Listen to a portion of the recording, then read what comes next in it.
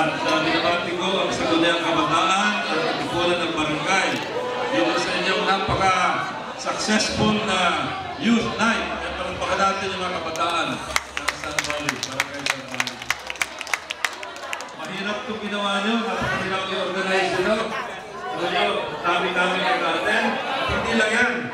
Ito, barangay San Valley, pero magagaling kayo ng barangay San Valley, magpupunta kayo dito banda sa sukat. Talagang napakahusay ng organization nito. Kaya, congratulations kay Mananel. Binabati ko din ay iba pang mga opisyal na nandito. Siyempre, ang ating kapitan, Danny Santos. Kaya nga ilaw, hindi ko makita yung mga tao. At Bobby Atienza, Edwin Dayaw, Chucky Cortez, Miguel Velasquez, Janet Alipolo,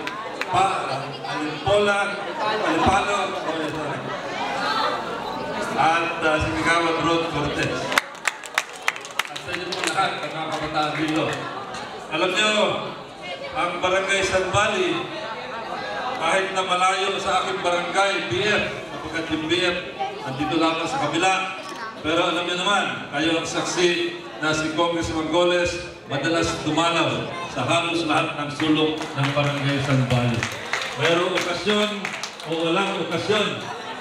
Kanina binanggit ni Kapitan Danny Santos, pero niyatang pakulo bukas, no? Daycare. Daycare Day. At ito'y gaganapin sa halos lahat ng mga Coliseum sa barangay San Valley.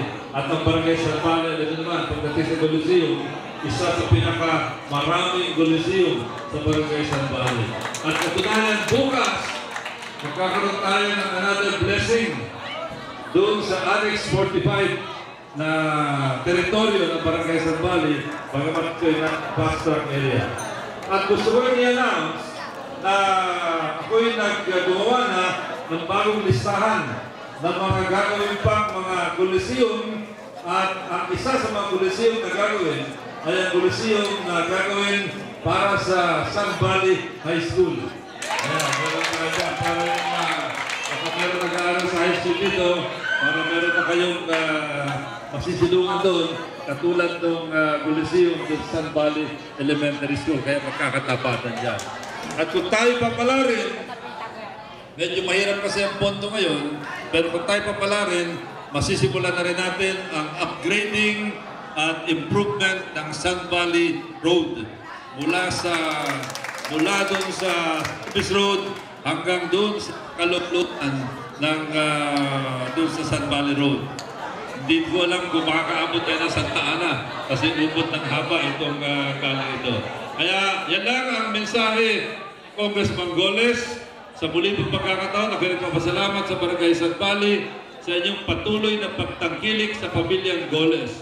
Sapagkat noong nakarang eleksyon, katulad din ng dati, nanalo ng landslide si Congressman Roy Goles sa inyo at isinama nyo si Konsehal Rico Goles. Maraming salamat. Magandang please sa inyong lahat. Thank you very much.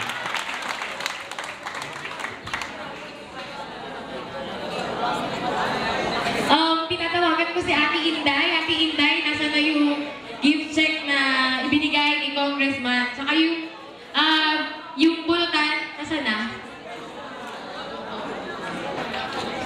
Ayun, good job. Eto na! Anim to na makaka-receive ngayong gabi ng worth 500 pesos na kahit saan to, kahit saang branch ng SM. SM Department Store. Asa na yung bunutan? Walang bunutan. Turuan lang ng pangalan. Pero ganun na lang daw, ate. O, kung sino daw